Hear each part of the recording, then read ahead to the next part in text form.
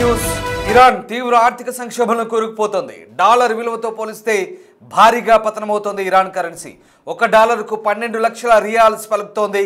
Iran పై UNO అణు ఆంక్షలు విధించిన నేపథ్యంలో ఆయుధ ఒప్పందాలు నిలిచిపోయాయి. దీంతో తీవ్రంగా రియాల్ పతనమవుతోంది. భారీగా నిత్యావసరాల ధరలు పెరిగిపోయాయి. దేశవ్యాప్తంగా పవర్ గ్రిడ్ల వైఫల్యం కొనసాగుతోంది.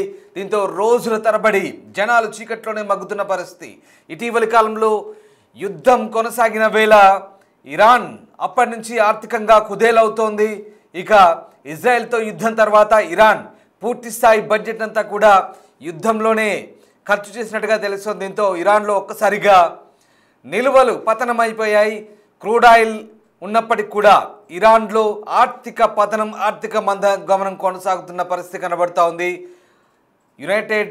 యుఎన్ఓ ఆంక్షల వల్ల ఆయుధ ఒప్పందాలు నిలిచిపోయాయి. దీంతో రియాల్ తీవ్రంగా పతనమైనట్టుగా తెలుస్తోంది. మొత్తం మీద ఇరాన్ దేశం పరిస్థితి చాలా ఆర్థికంగా దిగజారిపోతుంది. పశ్చిమాసియా దేశం ఇరాన్ తీవ్రంగా అతలాకుతలమవుతుంది. డాలర్ విలువతో పోలిస్తే కరెన్సీ రికార్డు స్థాయిలో 12 లక్షల రియాల్స్. ఎస్, మీరు వింటుంది ఏమే, ఒక్క అమెరికా డాలర్ ఈక్వల్ టు 12 లక్షల ఇరాన్ రియాల్స్. ఈ విషయం నమ్మశక్యంగా లేదా, కానీ ఇది వాస్తవం. ఒక్క అమెరికన్ డాలర్, ఒక US dollar equal to 1.2 million Iran riyals, అంటే 12 లక్షల ఇరాన్ రియాల్స్తో సమానం. ఒక్కసారి ఊహించుకోండి, ఒక్క అమెరికన్ డాలర్, ఎస్, ఒకే ఒక్క అమెరికన్ డాలర్ విలువ 12 లక్షల ఇరాన్ రియాల్స్కు సమానమైందంటే ఎంత దారుణంగా ఇరాన్ కరెన్సీ పతనమైందో అర్థం చేసుకోవచ్చు. అణు ఆంక్షల ఎఫెక్ట్ ఆ దేశంపై తీవ్రంగా పడింది. అవి ఆర్థిక వ్యవస్థను ఉక్కిరి బిక్కిరి చేస్తున్నాయి. రియాల్ కుదేలవడంతో ప్రజల రోజువారీ జీవితం పూర్తిగా అస్తవ్యస్తమవుతోంది. మాంసం, బియ్యం, నిత్యావసరాల ధరలు భారీగా పెరిగిపోతున్నాయి. ఓవైపు ధరల మోత. ఇజ్రాయెల్ అమెరికాతో ఉద్రిక్తతల గురించి ప్రజలు ఆందోళన చెందుతున్నారు. అమెరికన్ ప్రెసిడెంట్ డొనాల్డ్ ట్రంప్ అధికారంలోకి వచ్చిన తర్వాత ఇరాన్పై ఆంక్షలతో విరుచుకుపడుతున్నారు. ఇరాన్తో ముడి చమురు వ్యాపారం చేస్తున్న సంస్థలపై ఆంక్షలు విధించారు. అందులో చైనాకు డిస్కౌంట్ విక్రయిస్తున్న చమురు సంస్థలు కూడా ఉన్నాయి. ఈ సెప్టెంబర్లో ఐక్యరాజ్యసమితి ఇరాన్పై అణు ఆంక్షలను పునరుద్ధరించింది. దీంతో విదేశాల్లో ఉన్న ఇరాన్ ఆస్తులు స్తంభించాయి. ఆయుధ ఒప్పందాలు నిలిచిపోయాయి. ఇరాన్ బాలిస్టిక్ మిసైల్స్ ప్రోగ్రాంలో ఏదైనా పురోగతి ఉంటే కఠిన చర్యలు ఎదుర్కోవాల్సి ఉంటున్న పరిస్థితి. దీంతో ఇరాన్ ఆర్థిక వ్యవస్థ పూర్తిగా దిగజారిపోయింది. ఇక ఇరాన్కు ఇంటా కొన్ని సమస్యలున్నాయి. అవినీతి, అసమర్థ నిర్వహణ వంటివి ఇరాన్ లోపల వేధిస్తున్నాయి. పవర్ గ్రిడ్ల వైఫల్యంతో దేశంలో గంటల పాటు బ్లాక్అవుట్లు చవిచూస్తున్నారు. ఇరాన్లో ఉష్ణోగ్రతలు కనిష్ట స్థాయికి పడిపోతున్న నేపథ్యంలో ఇంధన సంక్షోభం వెంటాడుతోంది. భారీ స్థాయిలో సహజ వాయువు నుండి చమురు నిక్షేపాలున్నప్పటికీ కూడా వాతావరణ పరిస్థితులకు అనుగుణంగా ఇంధన రంగాన్ని సిద్ధం చేయలేకపోతుందనే వాదన ఉంది. దీంతో కీలక సమయాల్లో ఇంధన కొరత ఏర్పడుతున్నట్టుగా తెలుస్తోంది. ఇక అణ్వస్త్ర కార్యక్రమాల కారణంగా అంతర్జాతీయ ఆంక్షల నేపథ్యంలో ఇరాన్ ఆర్థిక వ్యవస్థ కొన్నేళ్లుగా పతనావస్థలో కొనసాగుతోంది.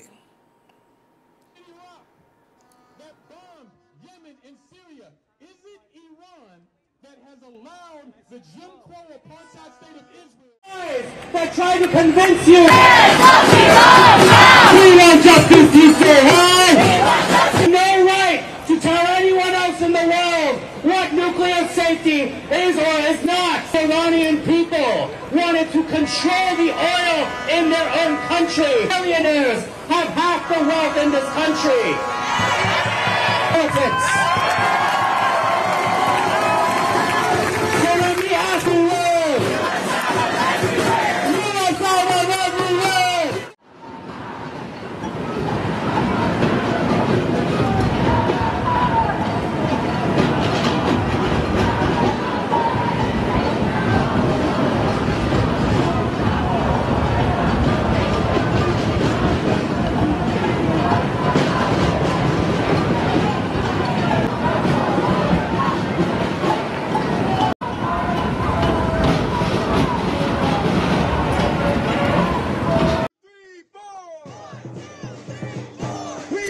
your racist war. 1, 2, 3, 4.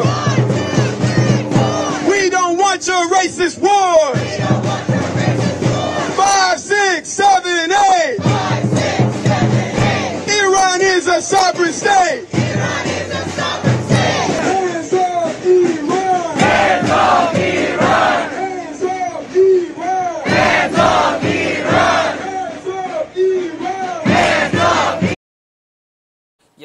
ఒక అమెరికన్ డాలర్ విలువ 12 లక్షల ఇరాన్ రియాల్స్. మీరు వింటుంది నిజమే. అణ్వస్త్ర కార్యక్రమాల కారణంగా అంతర్జాతీయ ఆంక్షల నేపథ్యంలో ఇరాన్ ఆర్థిక వ్యవస్థ కొన్నేళ్లుగా పతనావస్థలో కొనసాగుతోంది. 2015లో అగ్రరాజ్యం అమెరికాతో ఇరాన్ అణు ఒప్పందం చేసుకునే నాటికి ఒక డాలర్కు 32,000 రియాల్స్ ఉండేవి. 2018లో ట్రంప్ ఆ ఒప్పందం నుంచి బయటకు వచ్చారు. మళ్ళీ ఒప్పందం కోసం చర్చలు మొదలుపెట్టినప్పటికీ అవి ప్రస్తుతం నిలిచిపోయాయి. దాంతో కొంతకాలంగా భారీగా పతనమవుతూ వస్తున్న రియాల్ విలువ అమెరికా అధ్యక్ష ఎన్నికల ఫలితాల నాటికి 7,03,000 చేరుకుంది. ఆ పతనం ఇంకా కొనసాగుతూనే ఉంది. ఇవాల్టికి ఇరాన్ ఆర్థిక వ్యవస్థ పూర్తిగా తిరోగమనంలో కొనసాగుతోంది. తిరోగమనం దిశగా వెళ్తున్న ఇరాన్ రియాల్ విలువ అమెరికా డాలర్కి $1 = 12 లక్షల ఇరాన్ రియాల్స్ అంటే అర్థం చేసుకోండి ఎంత ఘోరంగా పడిపోయిందో. ఆర్థిక సంక్షోభంతో కొట్టుమిట్టాడుతోంది. అణు ఆంక్షల వల్ల ఇరాన్ పరిస్థితి అతలాకుతలమవుతోంది. కరెన్సీ పడిపోవడంతో నిత్యావసర ధరల అమాంతం పెరుగుతున్నాయి.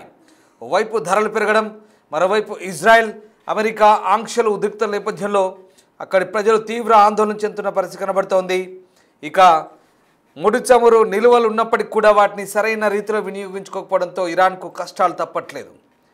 ఇక చైనాకు డిస్కౌంట్తో అమ్ముతున్న చమురు సంస్థలపై కూడా అమెరికా ఆంక్షలు విధించింది. కఠినమైన ఆంక్షలు కొనసాగుతున్నాయి.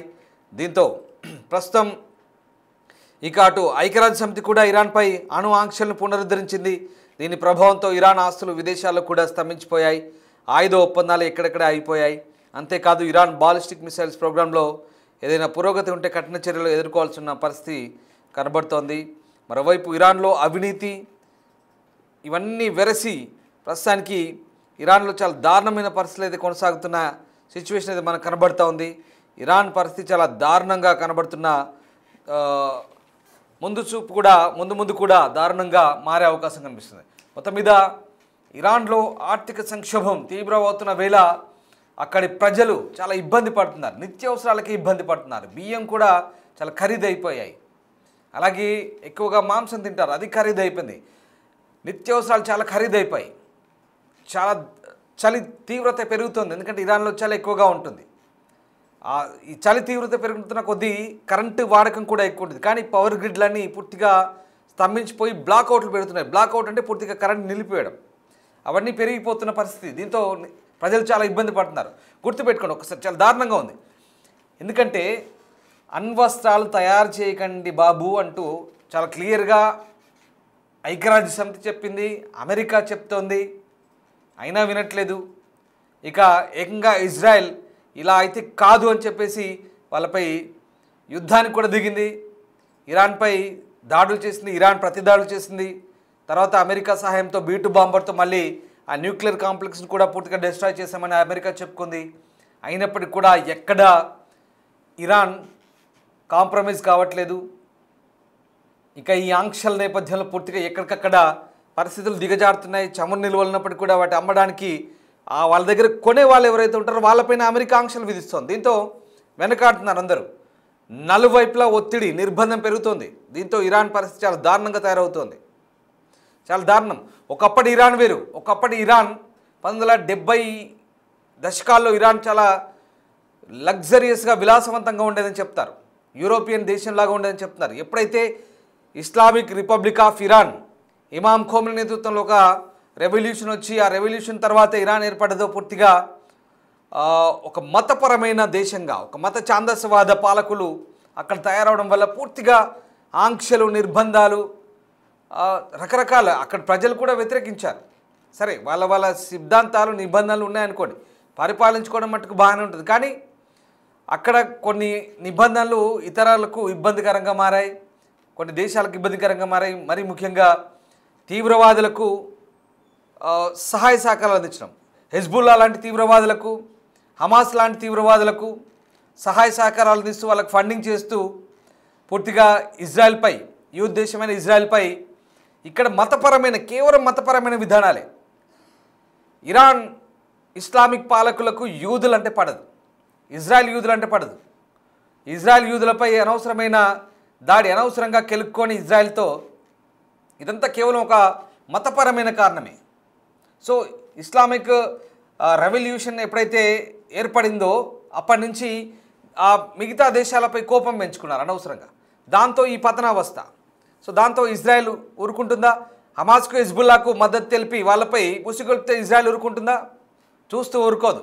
ఎక్కడ ఏ మూలన్నా, ఆఖరికి మొన్న సీజ్ ఫైర్ కూడా ఉల్లంఘించి లెబనాన్లో హెజ్బుల్లా కమాండర్ ఉన్నాడని తెలిస్తే కూడా మొన్న బాంబు దాడి చేసి హెజ్బుల్లా కమాండర్ని కూడా తబతబై, అని పేరు తబతబైని కూడా లేపేసింది.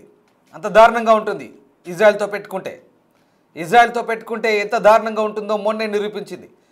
సౌత్ లెబనాన్లో, సౌత్ బీరుట్లో తబతబై అతని పేరు, అతన్ని లేపేసింది chief commander, chief of staff హెజ్బుల్లాకి. సో అతన్ని లేపేసింది. అలా ఉంటుంది. సో హిజ్బుల్లాను, హమాస్ను ఉసిగొల్పి ఇరాన్ ఇజ్రాయెల్ పైకి ఉసిగొల్పింది. వాళ్ళందరికీ ఫండింగ్ చేస్తూ ఇన్ని రోజుల పాటు ఒక రకంగా ఈ పిచ్చితో ఆ దేశాల సర్వనాశనానికి కారణమైన ఇరాన్ ఇప్పుడు అనుభవిస్తోంది. ఇవాళ పాలస్తీనాకి ఇజ్రాయెల్కున్న గొడవలు వాళ్ళ శాంతి చర్చలతో వాళ్ళంతా కూడా పరిష్కారం చేసుకునే దిశలో ఉన్నారు. దశాబ్దాల గొడవ. సరే, మనం దాని లోతుల్లోకి వెళ్ళలేం. ఎప్పుడో యాసర్ అరాఫత్, మీకు తెలిసే ఉంటుంది, యాసర్ అరాఫత్ ఉన్నప్పటి నుంచి కూడా ఉన్నటువంటి ఆ శాంతి చర్చలు మీకు తెలిసే ఉంటుంది. యాసర్ అరాఫత్కు శాంతి బహుమతి కూడా వచ్చినప్పుడు ఆయన కాలం నుంచి కూడా ఉన్నాయి. అవన్నీ వాళ్ళు పరిష్కరింది. ఇక్కడ అనవసరంగా ఈ ఇరాన్ ఎప్పుడైతే ఇన్వాల్వ్ అయిందో అక్కడ ఈ హమాస్, హెజ్బుల్లాని ఎంకరేజ్ చేయడంతో, ఫండింగ్ చేయడంతో ఈ దేశాలపైకి దాడులు ఇలా.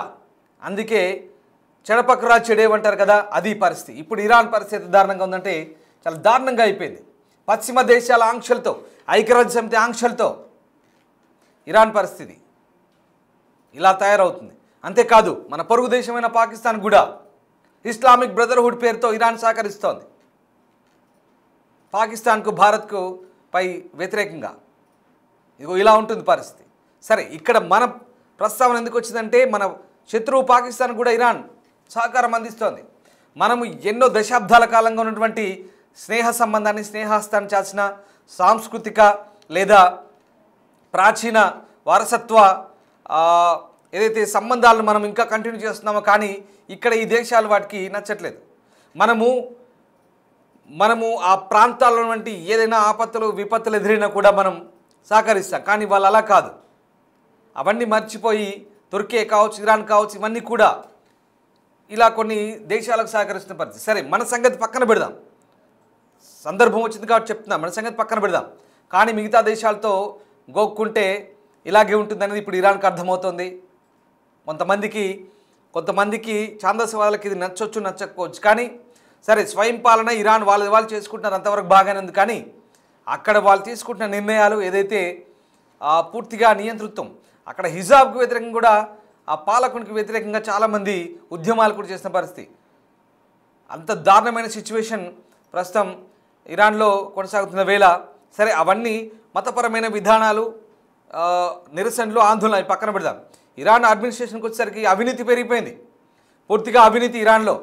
ఒకే పాలకుడు, ఖోమినీ కుటుంబానికి చెందినటువంటి పాలకులు వరుసగా ఇమాం ఖోమినీ తర్వాత ఆయన కొడుకు లేక ఇంకెవరు సుప్రీం లీడర్ పేరుతో ఆ సుప్రీం లీడర్లు వాళ్ళకి నచ్చిన వ్యక్తులు పెట్టుకోవడం, జనరల్స్ని, సైనిక జనరల్ని, కమాండర్లని, ఇలాంటి పాలన కొనసాగిస్తూ అవినీతి పూర్తిగా ప్రభుత్వంలో ఈ వ్యవస్థలన్నీ కూడా కూరుకుపోయినాయి. సరైన పరిపాలన అందించకపోవడం, దీంతో ఒక్కసారిగా అక్కడి ప్రజల్లో కూడా వ్యతిరేకత, అవన్నీ వెరసి ఇవాళ ఇరాన్ పరిస్థితి ఎంత దారుణంగా తయారైందో మనకు అర్థమవుతుంది. ఒక్కసారిగా అసమర్థ పాలన, అవినీతితో ఇరాన్ ఇక దిగజారే స్థితికి వచ్చింది. మళ్ళీ చెప్తున్నాను, ఇరాన్లో ఒక యుఎస్ డాలర్ విలువ 12 లక్షల పైనే. 1.2 మిలియన్, $1 ఈక్వల్ టు 1.2 మిలియన్. ఇది ఇరాన్ పరిస్థితి. చాలా దారుణంగా ఇరాన్ ఆర్థిక వ్యవస్థ దిగజారుతోంది.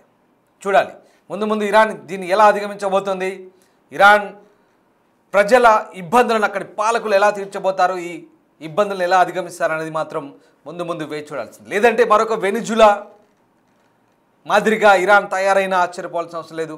ఒకప్పుడు అమెరికా ఆంక్షలతో లేదా ఇతర దేశాల ఆంక్షలతో, పశ్చిమ దేశాల ఆంక్షలతో వెనిజులా పరిస్థితి ఏంటో, జింబాబ్వే పరిస్థితి ఏంటో, లేదా ఆఫ్రికన్ దేశాల కొన్ని దేశాలని వాళ్ళ పరిస్థితి ఏంటో, ఇరాన్ కూడా అదే పరిస్థితి వచ్చినా ఆశ్చర్యపోవాల్సిన అవసరం లేదు. వెనిజులాలో ప్రపంచంలోనే అత్యంత ఎక్కువ పెట్రోలియం నిల్వలు ఉన్నాయి. అయినా ఏమైంది వెనిజులా కరెన్సీ పరిస్థితి? వెనిజులాలో చాలా దారుణమైన పరిస్థితులు. అక్కడ పాలకులు తీసుకున్న నిర్ణయాలు ప్రజలను సోమరిపోతం చేసి కూర్చునబెట్టి డబ్బులు ఇచ్చి వెనిజులా పూర్తిగా సర్వనాశనం అయిపోయింది. అదొక భిన్నమైన కోణం, అదొక భిన్నమైన స్టోరీ. కానీ ఇక్కడ అలా కాదు, ఈ స్టోరీ వేరు. ఇక్కడ అనవసరంగా ఇతర దేశాలతో, పశ్చిమ దేశాలతో గోక్కొని ఇరాన్ అనవసరంగా పతనావస్థ స్థితికి వస్తుంది. సరే, ఇక్కడ మన రాజకీయ కారణాలు లేదా మతపరమైన కారణాలు పక్కన పెడితే, ఇరాన్లో సొంతంగా అక్కడ దేశంలో అవినీతి, అసమర్థ పాలన, అవన్నీ పక్కన పెడదాం. రాజకీయాలు లేదా మతపరమైన కారణాలు పక్కన పెడదాం. ఎవరిని వాళ్ళు సెక్యూర్ చేసుకోవడానికి మరి ఆ మాత్రం ఆత్మరక్షణ కోసం చేసుకుంటారు కదా అనొచ్చు. సరే, దాన్ని కూడా మనం ఒప్పుకుందాం, అది పక్కన పెడదాం కాసేపు. కానీ సొంత దేశంలో అవినీతి, అసమర్థ పాలనే ఇప్పుడు ఇక్కడికి దారితీసింది. ఇరాన్లో ప్రజల పరిస్థితి ఏంటనేది ముందు ముందు అక్కడి పాలకులు ఎలా నిర్ణయిస్తారు, ప్రజలు ఎలా దీన్ని భరిస్తారనేది వేచి చూడాల్సింది. That bombed Yemen and Syria. Is it Iran that tried to convince you we want justice, you say, hey? No right to tell anyone else in the world what nuclear safety is or is not. Iranian people wanted to control the oil in their own country. Billionaires have half the wealth in this country.